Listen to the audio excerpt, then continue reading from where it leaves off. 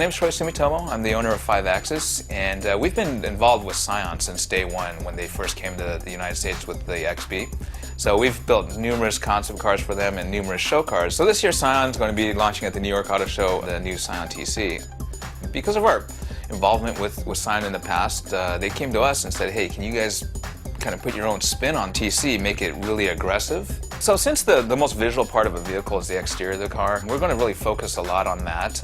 And given the time that we have to really be systematic on how we do this. So rather than do a lot of wide body additional stuff where it's going to actually require a lot of modification to the existing body, we're going to do a lot of add-on stuff. So we're doing little fender flares, front and rear bumper attachments on the bottom. So again, not really changing the overall shape of the bumpers or anything, just adding to them. But in the end, it'll look kind of like a cohesive package. So the most challenging part of this whole program is definitely going to be the schedule. This car, we're going to have basically 3 to 4 weeks to actually take this car and convert it into the show car. So we're going to be working day and night on these things, trying to get them done. It's a huge challenge, but my team's ready for it. And as long as nothing goes wrong, we should be able to make it in the nick of time. The TC was just delivered to us a couple days ago, so what we're doing now is we want to take a look at the interior because that really was the part that we had no idea, one, what it looked like from a design standpoint, and two, what the condition was. Unfortunately, this is a pre-production car, meaning that the interior panels don't have the grain texture, some of the fabrics, and some of the colors that would have been in a production car. So what that means is that we have to make sure that we address that stuff because it is going to be in a major auto show, and so the interior needs to look up to par. So that's going to really be our next challenge, is to really figure out what we can do on that interior. One of the most noticeable things on the exterior of a vehicle is always the wheels and tires and then the ride height. So for this car, we're going to take some of the R5AD, R5Fs and do a real aggressive fitment, and they'll be 20 inches in diameter. We'll wrap that with some Yokohama tires. And then on the brakes, we're going to put a big brake kit, something custom using TRD components. And then on the suspension end, we're working with Tane with a custom set of coilovers, allowing us to set that final ride height at the end, which is really important to achieve the proper stance of the vehicle. Because on the interior we're going to be replacing all the materials and stuff, we have to remove the complete interior from the car, including the headliner.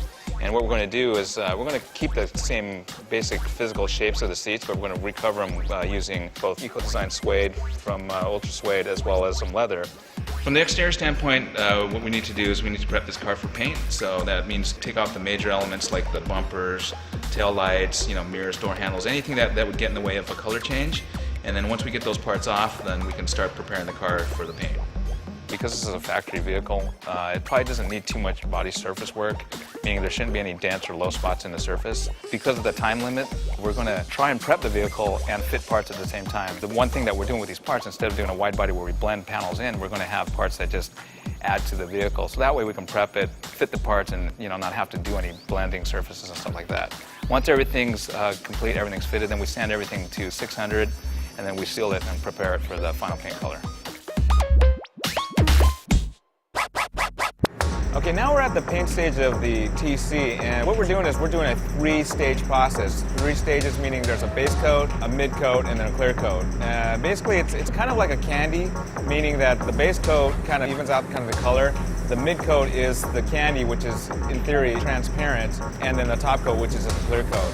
So we chose this color because this car is very sport-like, it's kind of racy, and the color red, as we know, candy apple red is always a color that's kind of associated with kind of performance or high-end show cars. So it will change drastically from what we see now when we put the candy coat on.